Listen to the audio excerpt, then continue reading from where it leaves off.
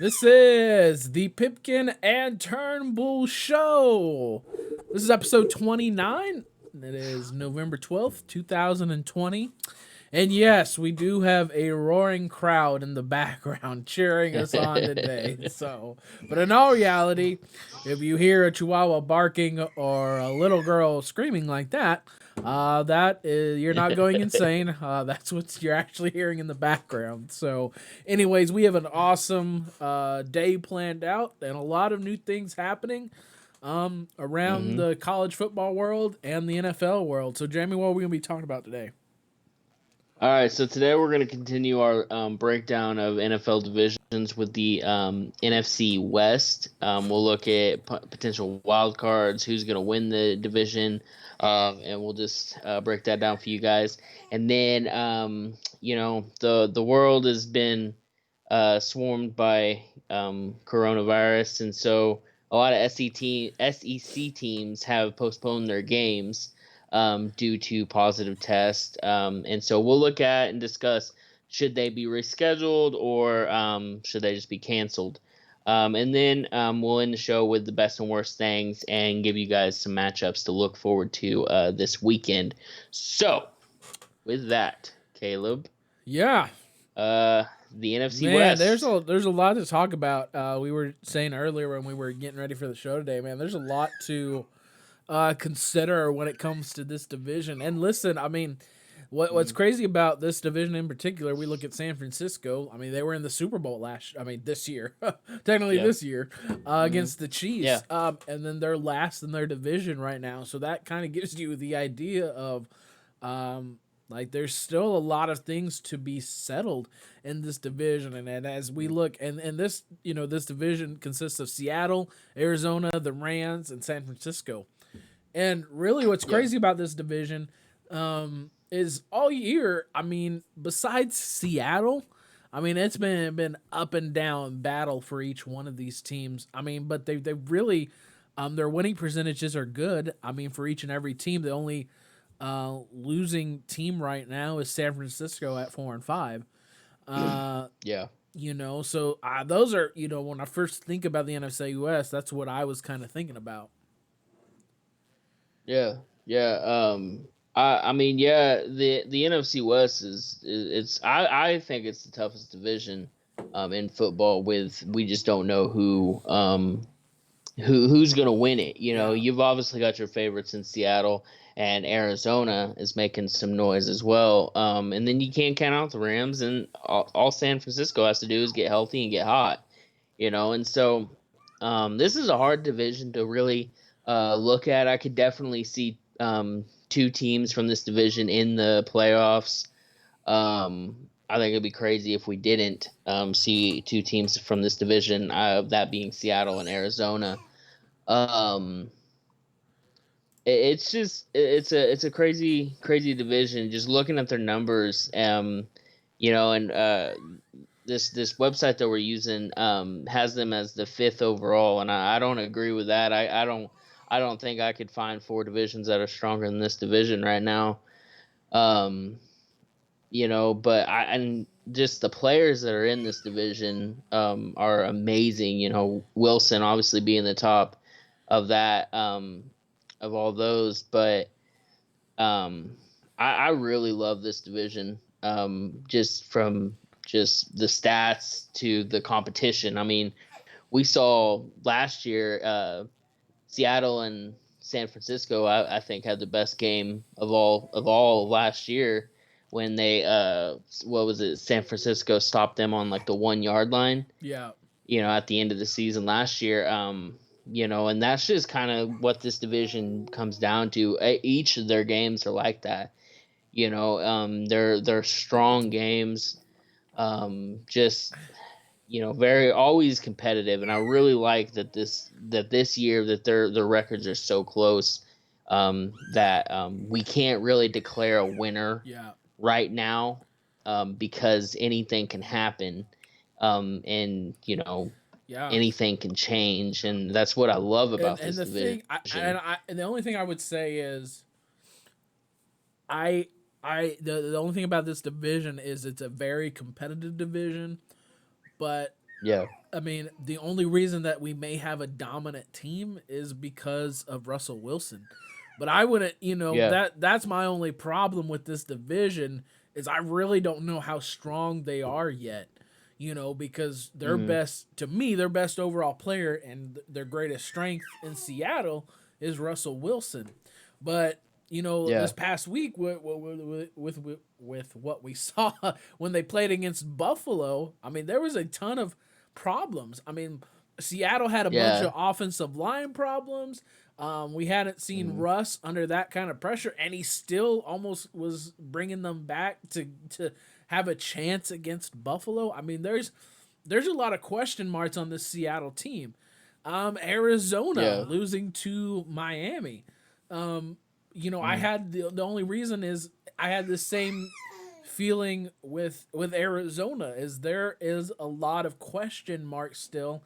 Even part of me was around their offense because Kyler and the rest, it just at times did not mesh. It didn't flow. It was like Kyler just take off and try to do what you can do. I mean, that's what I felt Yeah. like with that Arizona offense at times.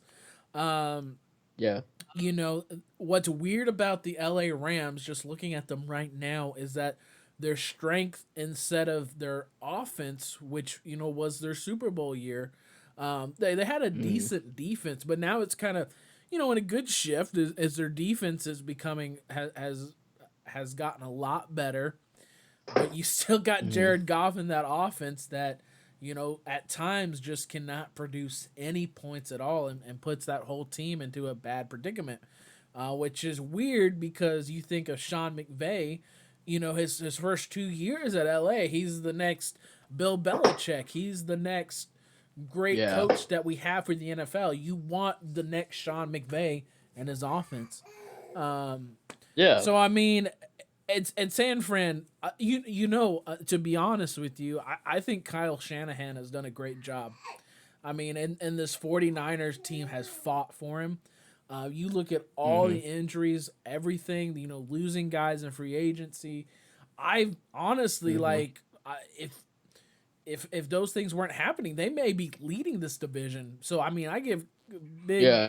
kudos to this 49ers team because they fought in every game where I was like, man, they have no shot in winning this, and they come out and play an Yeah. aggressive. So I want to, and then that's what we were talking about is like it's hard to tell where this division will be at because technically right Mm-hmm. now, Arizona has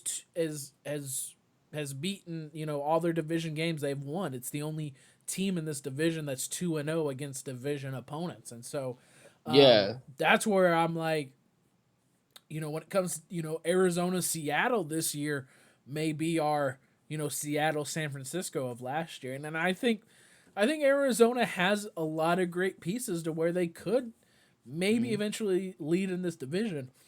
The problem is Yeah. is Russell Wilson.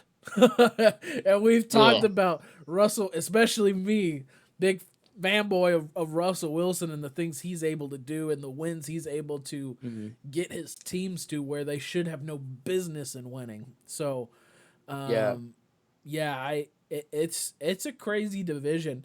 Um, and so if I'm still forced to pick one, I'm still picking Seattle. But Arizona, Yeah. I mean, they're starting to figure some things out. And they're kind of one of those teams if they can get pressure on Seattle because they can keep up with you offensive wise, as long as they Mm-hmm. give Kyler some help. Yeah. I was talking to some people on Twitter this week, and um, one thing that I brought up was this Seattle team is fantastic. Their offense is great, and this is something we could probably go into in more depth on a later show. But I see a lot of similarities to the 2018 Chiefs with this Seattle team. Um, Explosive offense, one of the best offenses in the NFL. Russell's having an MVP season, but their defense can't stop a cold. They're and I so I wanted to just break down the 2018 Chiefs defense to the 2020 Seattle defense, and their numbers are very similar. And so my thing is as of like the numbers as of right now. We'll obviously have a bigger picture by the end of the year, just comparing them. But and so that's one thing that I'm having a hard time buying into Seattle right now, because their similarities are so much to the 2018 Chiefs, to where ultimately the 2018 Chiefs went to the AFC Championship and came up short against the Patriots.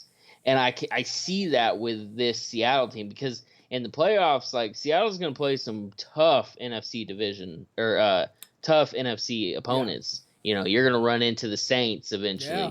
You might run into Arizona eventually. Like, you Green Bay, like, you're going to have these explosive offenses, and I don't know if that defense can stop any of these other offenses. And so I see a lot of similarities. And like I said, we can break those numbers down on a later show, for everybody. But I think that's one thing to look at, is like, yeah, they're going to run through the regular season, but, in the playoffs, it's a different ball game. And I'm kind of afraid, because I want Russell. I think Russell is one of the MVP candidates. He's had a couple bad games these last couple weeks, but I'm so afraid that he's gonna win this MVP, and then he's gonna have an early exit in the playoffs because of his defense. And that sucks for him, because I love Russell Wilson. Like, there's nothing to hate about Russell Wilson, and I want to see him, be one of the greatest quarterbacks of all time and win championships and, play in these big games. But I have a feeling that defense is going to let him down at the end of this season. And that's just, you're, as a football fan, I hate that for him. So you're warning to the Seahawks defenses, don't go off sides. Yeah. Don't D-Ford it. Don't pull a D Don't Ford. do a D-Ford. Lots of tears. Your emotions are not ready for that. And one Seattle fan's like, all right, so in 2021, our defense is vastly gonna improve, and we're gonna win the Super Bowl. Maybe. I mean, if you're watching, maybe. You got Russell. I mean, and here, I mean, and they're, and DK Metcalf and TJ Lockett, man, they've really come on as their wide receiver, like, especially DK Metcalf. Yeah. My goodness. I would not want to go. If I was a cornerback facing him, man, I'd want nothing of DK Metcalf. My goodness, is he a handful? Just let him. Yeah, let it go. Get. Let him. Like, that's what I feel like. Him. Some of his, like, man, I was like, I can't hit this man anymore. It's like, literally, like, you talk about brick wall. I mean, that's what DK Metcalf is, man. So. Yeah, I've started calling him the Dark Knight Metcalf. He's the Batman on that field. Crazy. And I think in 2, 3, 4 at the most, I think that's going to be one of the best wide receivers in the NFL, bar none. Probably the highest paid at that point. DK, man, they found something. They found something in him, and for sure. The reason, me and you want Arizona to succeed is we want, number 11, Larry Fitzgerald, to, yes, eventually to get himself a ring. But I was watching Larry, man, like, and I know he's been like this his whole entire career, but that man he just doesn't drop anything. Like, it's guaranteed. And they're still going, like, he is still like he is still a key aspect to their offense, like, especially on Sunday. They were like, everything was kind of, blocking wise, scheming him open in the slot. They were still, I mean, Larry is still, like, that's why they call him ageless Larry Fitzgerald, man. But like, he doesn't have that breakaway speed anymore, but they changed his game, and he changed his game. He's a possession receiver now, and, like, if you need a first down, look for number 11. Like, it's really that simple. And then you got Hopkins on the other side, and that offense for Arizona, Kirk. I love it. Yeah, you got Kirk, and I mean, I can't name a running back for him.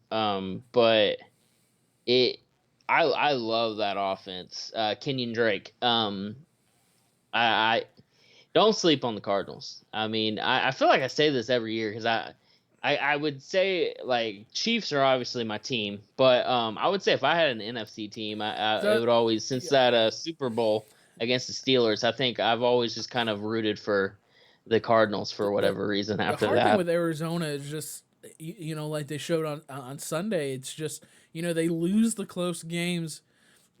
Yeah. They get blown out in games, and it's just like you look at them on paper and you're just trying to figure it out because they've got tremendous pieces on even both sides of the ball, and Yeah. so I as a team I can't figure them out.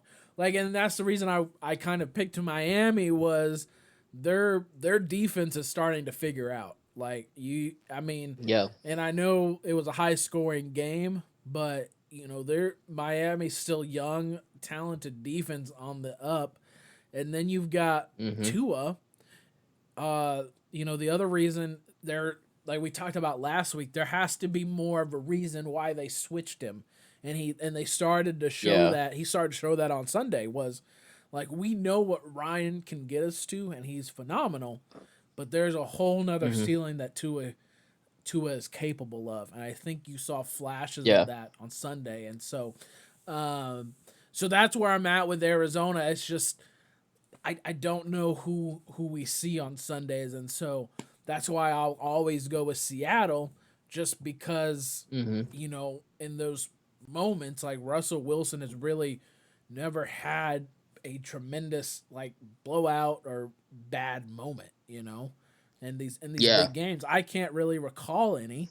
I don't know if you can, where we were just like, yeah, Russell had a bad game. And most of these games, it's been defensive slugfests where, Russell's trying, but he still had a decent game, and it wasn't really Russell's fault that they lost, so.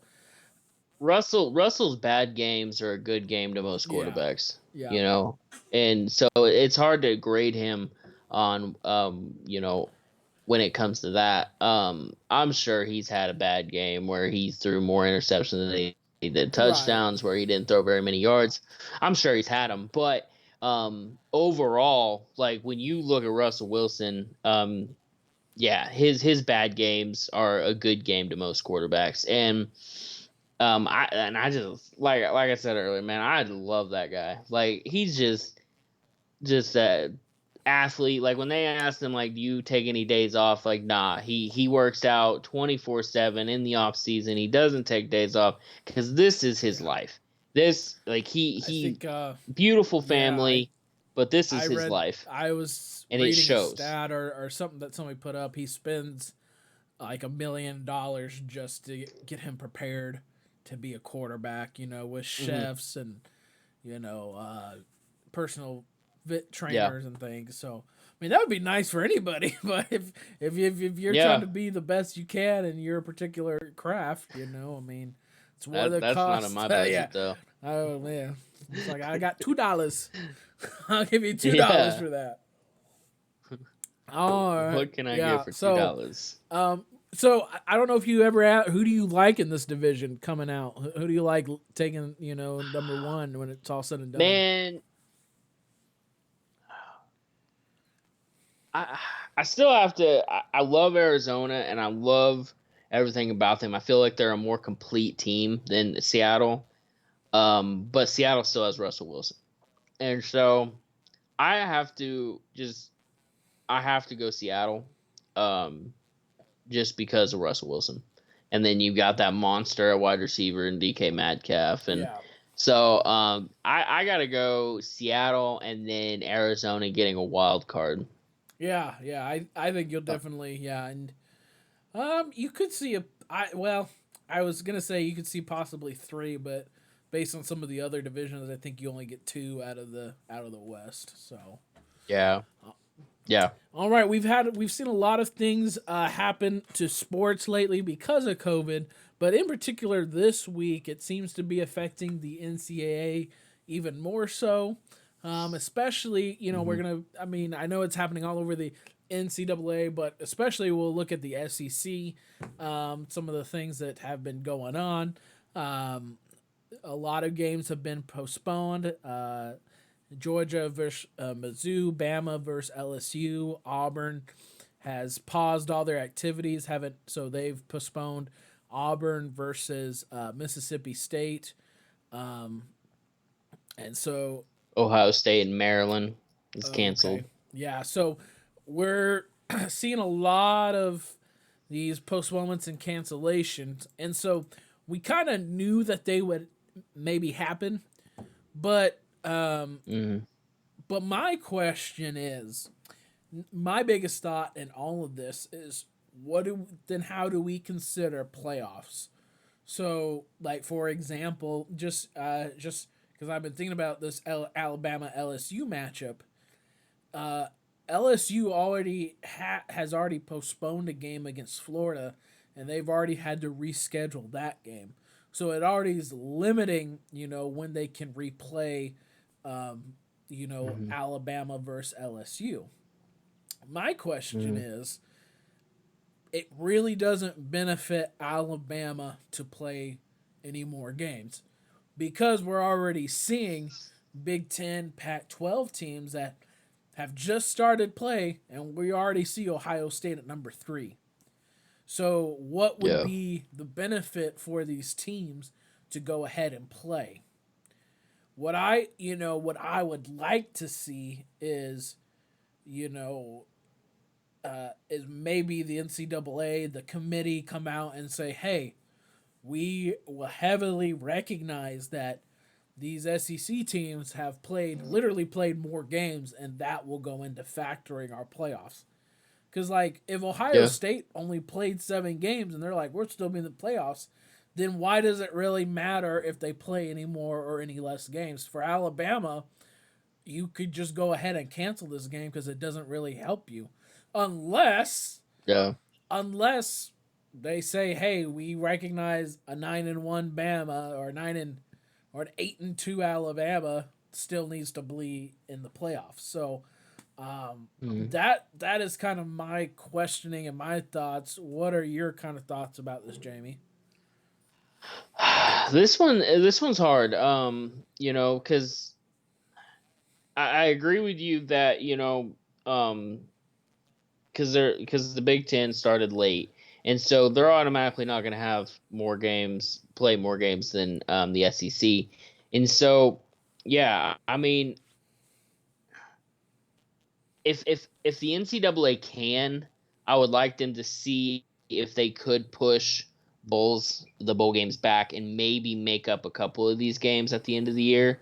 Um, but at like you said though, like if Alabama doesn't play this game, I don't. It doesn't really affect them at all.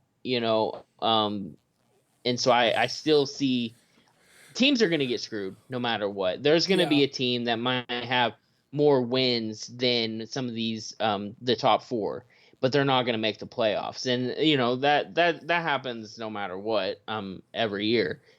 You always see a team kind of in the middle of the pack in the rankings, and people argue that they should be up there in the playoffs, but it so teams are going to get screwed no matter what. What you have to do is you have to really decide. All right, these teams, whether Alabama plays LSU or not, um, do they still belong number one?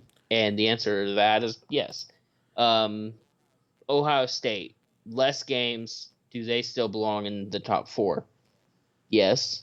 And you just do the best that you can because we're in a very uncharted territory. And the NCAA is definitely yeah, an uncharted territory with all this right now. And so you're just gonna have to do the best that you can do.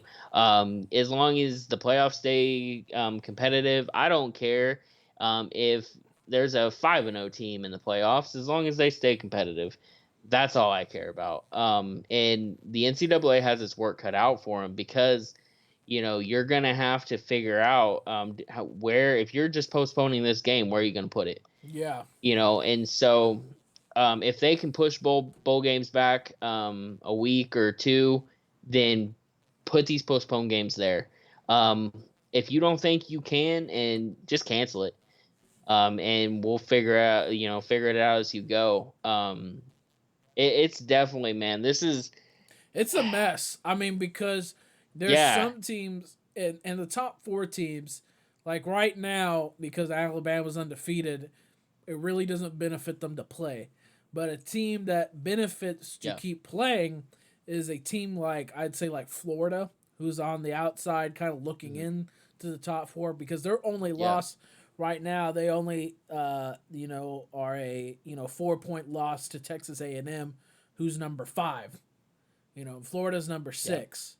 You know, and I think and I want to say same thing for Texas A&M. I can't remember if they've only lost one game too. So my question is, yeah. these teams that have like a Texas A&M and a Florida, they said, "Hey, we only lost one game, but we had to play more games than Ohio State." Like, Yeah, do they get to and leapfrog the Ohio other thing State? is like you look at Clemson. I mean, Hmm. Texas A&M, in my opinion, has had a far more tougher schedule than than Clemson, in my Hmm. opinion. And Texas A&M's at number 5. Yeah, Same with Florida. And so it's a huge question near the end. But right now, if I'm sitting at Alabama and they're really promoting, as soon as the Big Ten schools came in, they ranked them super high without even playing yet. Alabama sits there and be like, yeah, well, can't really knock us, because you hmm, uh, uh, for not playing because you didn't knock them for yeah, not playing. So, uh, yeah, but teams like Florida and Texas A&M, this becomes a huge question because in yeah, my opinion, you need to reward the teams that have played. Now I know big yeah, and the other thing was kind of what you brought up too was do you and I agree with you. I think you schedule back a month to get some games in, and yeah, because or and that's what I struggled with the Big Ten and Pac-12 coming in late. hmm, Because there are clear teams that have played more games. And I think yeah, I think what I would have been okay with was either the SEC, saying we're only gonna play 8 games, or we're only, each Big Power 5 came out and said, Big Ten, if you're coming in, you still have to play 10 games, and we're going to extend the hmm, season by a month. What's yeah, difficult with college football and college sports in particular is that this also revolves around an academic year and other sports going on at these schools. So that's what makes it yeah, tricky with extending these seasons out. Plus, you're also looking at, 2021. How does it affect, that yeah, school year as well? So there's a yeah, lot of things, but I don't know. And just in my opinion, I think if you've played more games and you're a 9-1 SEC team like a Texas A&M, and you've said we've lost hmm, to Alabama, but we've beaten number 6 hmm, Florida, we've beaten all these other top 25 ranked teams.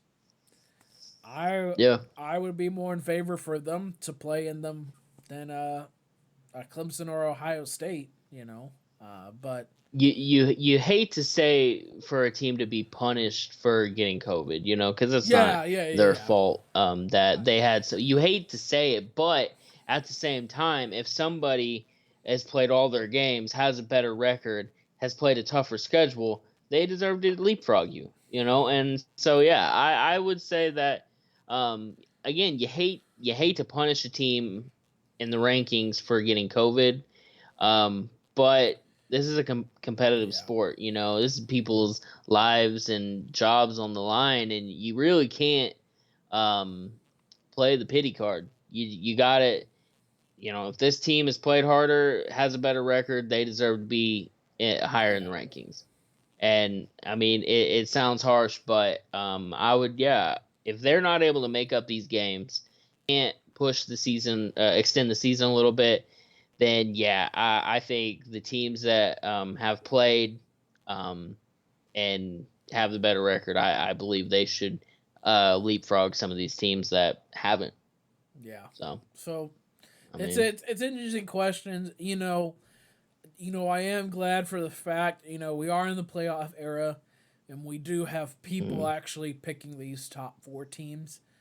yeah, But there's a lot of I don't know. It seems like there's a little bit of politics going on near the end, because you see the yeah, top programs kind of making their case of why they should be a playoff team, yeah. and so you're gonna start seeing more and more of that. But man, it makes it all tricky, and then it makes it Hmm. tricky for me to Definitely. like say, hey, like, it. I mean, but in reality, for like Alabama, who's sitting at number one and who's a playoff team, right? Anybody who's a playoff team right now really doesn't benefit them uh, to reschedule a game because they're already showing Yeah. that it doesn't matter. So it's just a tough thought, trying to Yeah. navigate all that. Um, so moving on, the best and worst things that we saw from the week and some matchups that we are looking forward to. Uh, I guess we'll start this week with our worst. Okay. Because there's a lot to for me to on my end to get into is, and honestly, it was the Tampa Bay performance for me, because of just it just shocked me at how much they got dominated in every single phase. It wasn't just the offense. It was specialty. It was everything. It was Yeah. horrible to watch. And the thing was, Yeah. Tampa Bay was at home. They were at Yeah. home. They had already lost to the Saints in their first game. So to come out Hmm. that flat and not prepared, it baffled me. Like, Yeah. just it and people are like, was it Tom? And I was like, it wasn't Tom Brady. Like, was getting pushed off the line within the first 2 seconds. He had Hmm. to make a decision while he's got defenders all around him at that point. Like, that offensive line played Yeah. horribly for him. Um, and you can't, if a guy who just got in a training camp, who just got to learn the offense, if he's starting to get the most target, I'm talking about Antonio Brown, if he's getting targeted that Hmm. much, that should tell you something about the other, wide receivers and your tight ends in your room. Because Antonio Brown Yeah. just coming off, just looking for a team shouldn't be your, in my opinion, shouldn't be your number one option coming into that game. Now, moving Yeah. forward, I could see that, but I could definitely tell there wasn't any chemistry, continuity. Nothing got moving for them offensively. Like, Mhm. even defensively, the Saints just were like, we're gonna do what we want to do. Like, I Yeah. mean, it was, it was sloppy. Because it was raining too. I mean, everything Hmm. about it was sloppy. And the thing was, it shocked everybody because everybody had picked Tampa Bay going into that because the Saints hadn't shown Yep. that they were this dominant either. This was the first time we're like, wow, Mm. the Saints are good. And Yeah. and till up to this game, they had been up and down, And then even people were saying that the Saints were floundering and weren't going to lead this division. Like, Tampa Bay is taking over this division, and they're like, hold on a minute. Yeah. We still got Drew Brees. Yeah, and everything else apparently got Yeah. everything else. Their ball boy was probably better on Sunday. So Probably. Yeah. it was just it was man, it just shocked me at how bad Tampa Bay played. But I also began to think too. Tom Brady almost every season, or maybe every other season, he almost seems to like have one of these games where they absolutely get blown out. Like Hmm. I've seen that from Tom Brady where it's like shocking. Like, how are you that bad this game? It's like, Yeah. I think even like one time when he was playing your Chiefs, I think they even benched him at one point. Yep. So I Yeah. It mean, was 2014, yeah, so I mean, I it's believe. not unheard of that he plays, this, or the whole team plays that poorly, but it was just Yeah. I was pretty happy with with my picks. I mean, I'd only picked one game wrong up to that point, and then the last game I picked really, really Yeah. wrong. So yeah, it was just Yeah. shocking just to see in every phase of the game get dominated by the Saints. It was crazy. I didn't Yeah. know if you had any thoughts. And that's actually who I picked for my worst, man. Was the Bucks, and um, man, this was the first time in Brady's career that he had been swept by a team, Mm. and um, Brady. I would say Brady after that game, walking back to his locker room, he misses the AFC East right now. Like he played the Dolphins, the Jets, and the Bills twice a year, like. And now you're playing, Saints twice a year.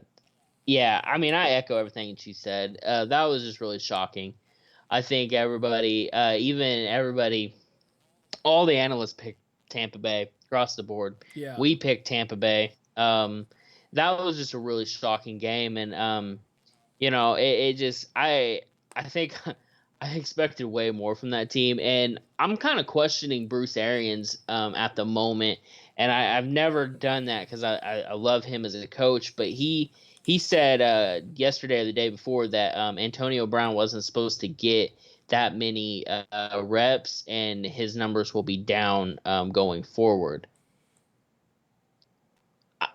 I don't agree with that because I think AB was probably the best receiver that you had that night. I would say most consistent, but I'm really questioning everything that's going on in Tampa Bay now. And like you said, Brady has games like this. I would say every season, at least once, where he just gets dominated. Tampa Bay is going to be in the playoffs this year. Yeah. So we're Yeah. not saying that, but I'm I'm Their questioning injuries though are starting to rack up though. Arians. They got a Yeah, lot yeah, of people who may not have like a season ending, but they've got a lot of people who seem to be a lot of major pieces that seem like they're hurt almost every game. So yeah. injury may be the biggest downfall to this Tampa Bay, in my opinion. But anyways, what were you saying, bro? Yeah. I'm really questioning Bruce Arians right now as the head coach of that team. Because he's been very all season. I've just kind of looked it off, but he's been very contradictive of Tom Brady, and I'm kind of wondering if he even really wanted Brady there, and how much that was ownership over him, and so I don't know. I feel like they're unraveling a little bit. I definitely tell Brady's never been in a situation like this. Because in New England, Kraft, Belichick, Brady, like that's your ownership right there, and they worked as a very well-oiled machine. And I feel like in Tampa Bay, everybody's still trying to get to know each other, and everybody's starting to kind of button heads on who the leader of this ship is. And Yeah. I really, like I said, they're going to be in the playoffs. I don't expect much more from them after that. Just because, like Saints, yeah, Saints had not put up a game like this all season, and so is that just the Saints getting hot at the right time, or is that the Bucks are not as good as what we thought they were? Yeah. I don't know. But yeah, that was definitely not the worst thing because the Saints are the Saints, but it was definitely the most surprising thing that I saw last weekend. So, but I mean, do you have anything Yeah. else to I add? mean, it's hard for me to just. I think for me to pinpoint anything at this point, um, you Mm-hmm. know, because part of what's crazy about part of Tom Brady's contract is that he does have roster say he does have roster input. Like he, as part of his contract, Yeah. does have input on who gets who is on the team, and that's part of the reason Mm-hmm. why Antonio Brown is even on that team. And I had Yeah. Bruce Arians even before they had said this throughout the game was he was like, no, I don't want AB on this team. And then they said I talked to AB. I think he's a different man. But they may not Mm, even have AB for the rest of the season based on some of the allegations against him. So they may only get him for a yeah. couple games. But Yeah. what's interesting is they've got a lot of personalities that they've got to deal with on this team just based on because they got Gronkowski, AB, they brought in Fournette, they got Yeah. a lot of talent. Mike Evans, they got a lot of people to try and keep happy somehow on that team. So Yeah. yeah, the Tampa is going to be a hard one I think this whole season to put it figure out because they'll have games like they did against Green Bay where they look like, hey, maybe the top 10 in the Yeah. top team of the NFC, and then have a game against the Hmm. Saints where they're like, oh, that's the worst thing I've ever seen, So Yeah. Tampa is really really tricky this year, and the week before I was like, man, Bill really misses Tom, and now this week everybody's like, man, Tom really misses Bill, so this whole season's Yeah. gonna keep that whole storyline is going to keep playing out. So it's interesting. It's very interesting. Yeah. So Definitely. I guess the best thing was that I'll have to give credit, and this hurts to my core giving them any sort of credit because I don't know what it is, but I do not like Notre Dame. Like, and we talked about this last week, but I've got to give them a lot Yeah. of credit for how they came and played against Clemson. A lot of question marks that I had, they answered. And I hadn't really watched them until the Clemson game, but they have gotten a lot more talent, especially in the defensive trenches and some of their offensive, but especially I could tell on defense, seemed like they had a little bit more like SEC type athletes on that Notre Dame defense. Hmm. And it really wasn't, it really wasn't on DJ. Like, it really wasn't the backup that Clemson lost. Like, they're the whole team seemed flat. The whole team at times got dominated by this Notre Dame defense. And to be honest with you, I think even if Trevor Lawrence would have playing, you may have seen the same outcome. I'm not saying that it isn't out of the realm of possibility that would be different because Trevor Lawrence is Trevor Lawrence. But Yeah. Notre Dame really did play an extremely strong game. Um, you know, and I know that um, that that they're very much looking forward to getting Trevor back. Just in some scenarios where they're needing to Mm. convert third downs and things like that, it's Trevor Lawrence. So, Yeah.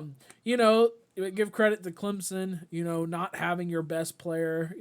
40-47. So it's very respectable the way that Mm. they played and the way that, especially their offense played. I mean, the bigger question is man, the Clemson defense, which used to be one of your strengths, is in every single game this season, besides Georgia Tech, have really struggled this year. And so Yeah. I think Clemson has a lot of flaws that Trevor Lawrence helps, mask, So, but Yeah. anyways, just Notre Dame, I mean, they may be for real this year. And Yeah. to me, I don't see them really getting a loss between now and playoffs. So you'll probably see a Notre Dame versus Ohio State. If the Yeah. rankings stay the way that they are. So just credit to Notre Dame and what they were able to do against Clemson, and just kind of interested to see what these two teams will look like moving forward. Yeah. I would agree with that. For me, the best thing that I saw was Pittsburgh coming dealing with adversity like they were. Like Ben got hurt, and they were still. And he left, and then he came back, scored a touchdown. They won a close game. They won a close game that everybody thought they were going to blow out, against Dallas.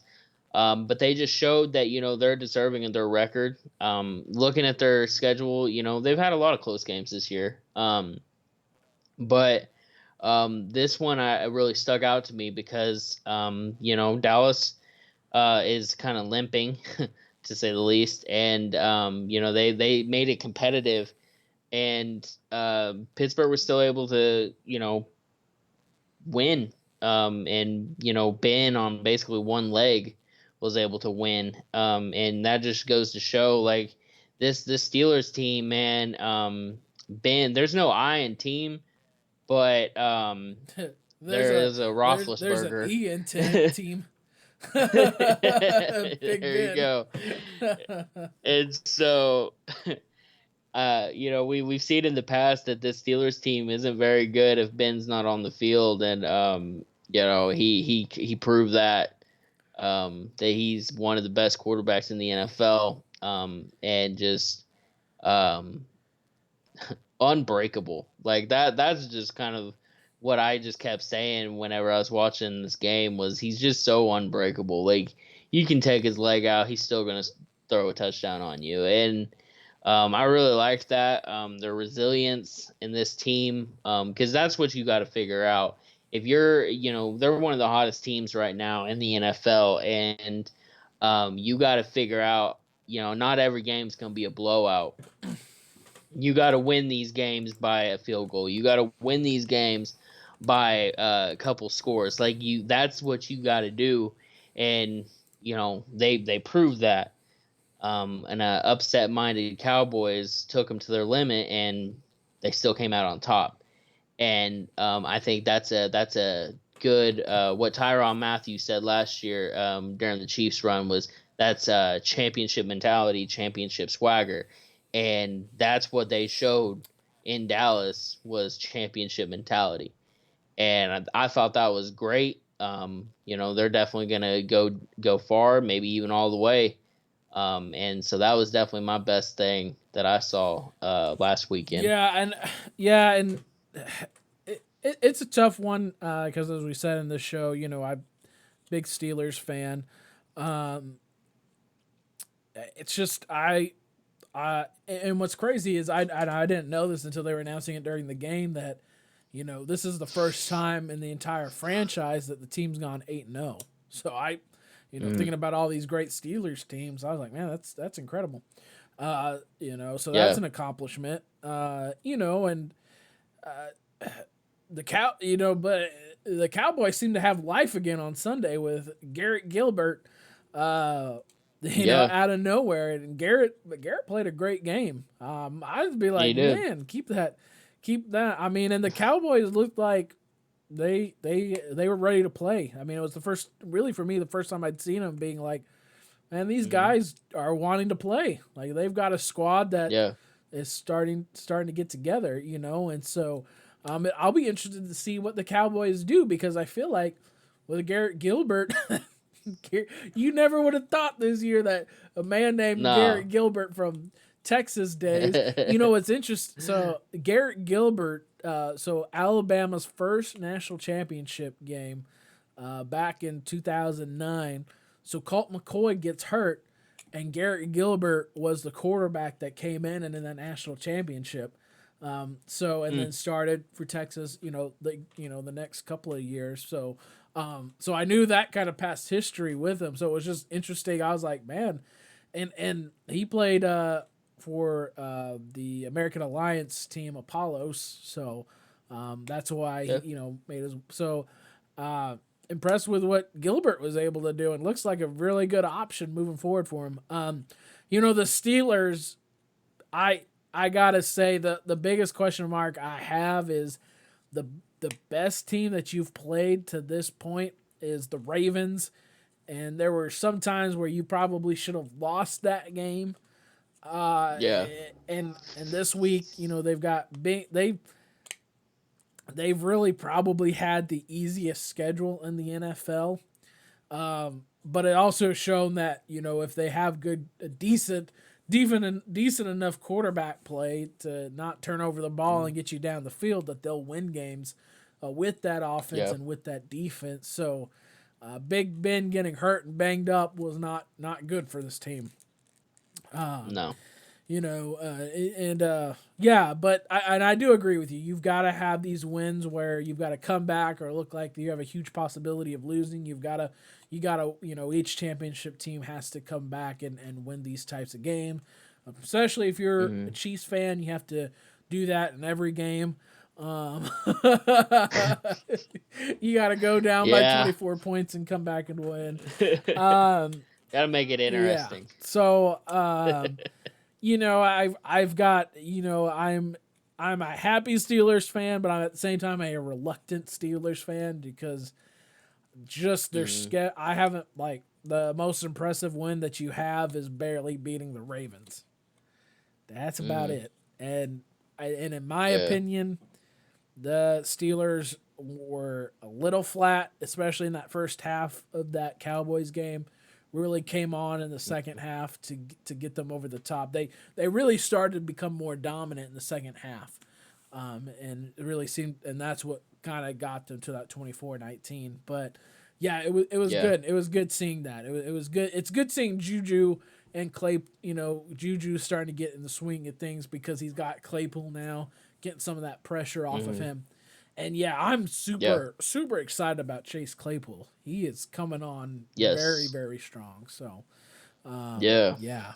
some other matchups to look out for this week. Let's see, can I pull that over? Especially when we're looking at the NFL, kind of a little bit of a slow week, I guess.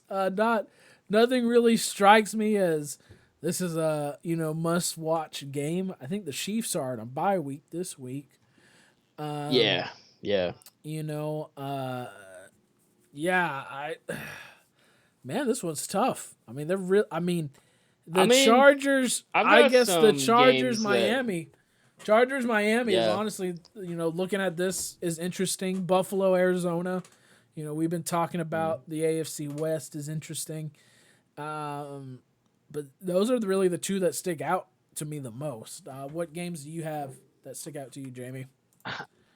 I didn't, with all the cancellations and postponements in college football, I didn't see any that were really like must watches. Obviously, I'm going to be watching the Hurricanes, but for That'd be a good me game. in the NFL, Virginia Tech, Yeah, Miami, and Michigan State, Indiana. That'll be a good one too. yeah. But for me in the NFL, I'm going to be watching the Broncos Raiders game. The Raiders have been coming on pretty strong the last couple weeks, and they're trying to separate themselves and get ready for a angry Chiefs team coming off a bye. Since the Raiders are the only team that's beat us this year. And then Chargers, Dolphins, Bills, Cardinals, I think could be a good game. And I'll be watching Seahawks and Rams. Since we just talked about the NFC West, I think that would be a good game after the Seahawks lost last week to the Bills. I some good games. College football wise, it didn't see any that really caught my eye. As must watches. Wisconsin, Michigan. Michigan, I think, is about to fire Harbaugh probably at the end of this year. So, I think that's going to be a desperate Michigan team. Man, it's hard, man, because I never. I guess I kind of saw it coming, but man, what's weird about Harbaugh was he actually got some good talent into Michigan. He did some good things for the program. Yeah. So, he just couldn't get any of the big wins. Couldn't get together for those, and you gotta beat Ohio State and Michigan State. You can't, especially gotta. He shouldn't have lost to Michigan State this year, and he couldn't have lost that. No. So I think that's kind of the tipping point, for him. I guess Arkansas and Florida might be a good game too. If they actually have it. Franks. That game's kind of in question. Frank's playing his old team. Yeah, and Arkansas has been having a good season because, last week winning, and then, they didn't win any SEC games, and now they're, believe like 4-4. They're 3-3, but it's still good promise because, like I said, last year the years before they didn't have any SEC wins, and they've already beat Mississippi State, Mississippi, and Tennessee. So, Yeah. So yeah, so if the game holds out, it would probably be a pretty good game. So Yeah. that's about it that we have for this week. Let us always know on the Facebook comments, anything. Let us know what you guys are thinking as well. You can watch this on YouTube, listen to us like maybe you are right now on podcasts through Spotify and Google Podcasts. And just invite people to have about an hour of just talking about sports to join into the Pipkin and Turnbull show. So with that, we will see you guys next week.